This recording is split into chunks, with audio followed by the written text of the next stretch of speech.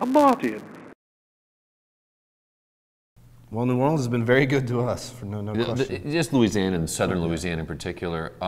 You know, I think it is, when you start off and you're younger, you're so focused on yourself, and for good reason. It's all about what am I doing with my life, and it's all about me, and that's part of the way we're built. But as you grow older and hopefully more wise, you see that, wow, you know, I need to give back to the community, and because Better Than Ezra has a forum, we started saying, you know, we need to be doing some good and help support this community that's allowed us to have a career. We were living in New Orleans at the time we recorded our second album there at this amazing place called Kingsway down in the French Quarter. And so we were living there. A lot of the songs were written about moving to New Orleans. We'd moved there about 2 years prior. And to this day, there are the kids that are homeless that live down in the Quarter and in the Faubourg Marigny. They call them gutter punks. And they're, I mean, teenagers and you know, early 20s, and they live on the street in abandoned houses, and it's just this kind of crazy group of kids, you know. And I saw them one night, and I was like, I kind of imagined this story of this kind of almost like a Peter Pan-esque leader of the gutter punks, you know, and how he kind of rallied them to survive on the streets. And so it was just kind of this loose narrative about this fictional king of New Orleans, you know, that despite being with very little, he had a lot, you know, and with this circle of friends. And so wrote the song.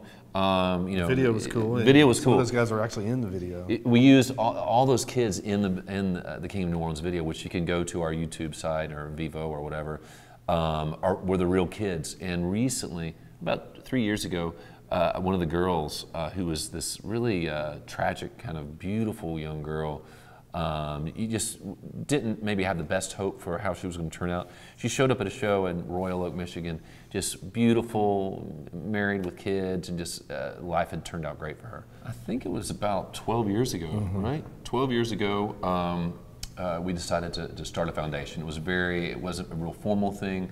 And then flash forward to 2005 and Katrina, and you know, the devastation post Katrina. That's when the band and some people who are on the board now, we all got together and said, hey, let's take the Better Than Ezra Foundation to a whole nother level.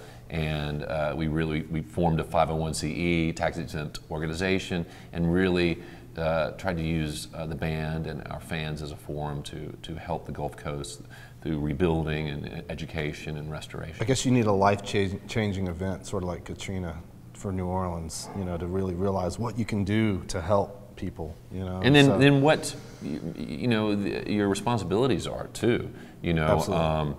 You know, like, hey, we need to be doing something more. In order for things to really change in New Orleans, you got to look at the education system, and so what can you do? And so our last 2 or 3 years, our big project's been helping an elementary school called Bethune Elementary in a not so great neighborhood in New Orleans. It's like we pull a truck, we back a truck up to the school,